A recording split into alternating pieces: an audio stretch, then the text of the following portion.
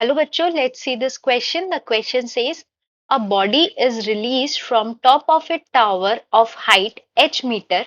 It takes 3 seconds to reach the ground. Where is the ball at time t by 2 second? तो इस question में कहा जा रहा है कि एक टॉवर है जिसकी हाइट हमें दी हुई है h और उसके ऊपर से हमने एक बॉल को थ्रो किया है और वो ग्राउंड पे टच कर रही है एट टाइम t सेकेंड्स। तो हमें ये बताना है कि बॉल t by 2 सेकेंड पे कहां पर होगी। So in this question the key concept used is key concept equation of motion s is equals to ut plus 1 by 2 at square where s is distance in meters, u is initial velocity and a is acceleration and t is time in seconds। तो हमें question में दिया हुआ है height of tower is h and time to reach ground ये हो जाएगा हमारा t सेकेंड्स। ये हमें क्वेश्चन में दिया हुआ है। तो बॉल को कितना डिस्टेंस कवर करना पड़ रहा है h metres height of the tower. तो हम लिख सकते हैं h is equals to ut plus 1 by 2 at square। This is equals to h equals to u initial velocity हमारी जीरो हो जाएगी तो यह हो जाएगा जीरो प्लस 1 बाय 2 a। अब एक्सिलरेशन यहाँ पे एक्सिलरेशन ड्यू टू ग्रेविटी है। a इज हमारा acceleration due to gravity. This is equals to g। ये हो जाएगा हमारा g और टाइम कितना लग रहा है इसमें कैपिटल T स्क्वायर।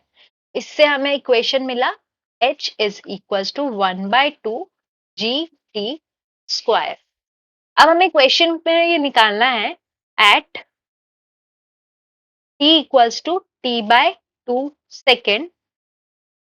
तो t बाय 2 सेकेंड में हमारी हाइट कितनी रहेगी। तो अगर हम इक्वेशन ऑफ मोशन s में पुट करते हैं तो this will be initial velocity हमारी जीरो रहेगी 1 by 2 g t by 2 whole square. तो ये इक्वल हो जाएगा 1 by 2 g t square divided by 4। इसको रीअरेंज करेंगे 1 by 4 1 by 2 g t square. This is equal to 1 by 4 h. Since हमने calculate किया था h is equal to 1 by 2 g t square. तो इससे हमें ये पता चलता है कि ये हमारी हो गई height at t by 2 second. So at time t equals to t by 2, the height of the ball is at 1 by 4 times h। ये हमारा आंसर हो गया। तो हम देखते हैं करेक्ट ऑप्शन कौन सा है। तो the correct option is at height. अब अगर t by 2 सेकेंड में हमारी ball is at a distance h by 4 times तो हमारा जो रिमेनिंग हो जाएगा दिस इज स्मॉल एच से डिनोट करेंगे।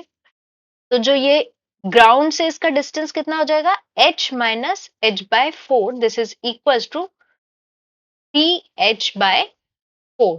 तो करेक्ट ऑप्शन हो जाएगा हमारा at 3h/4 metre from the ground that is option C. ये हो गया हमारा ऑप्शन सी।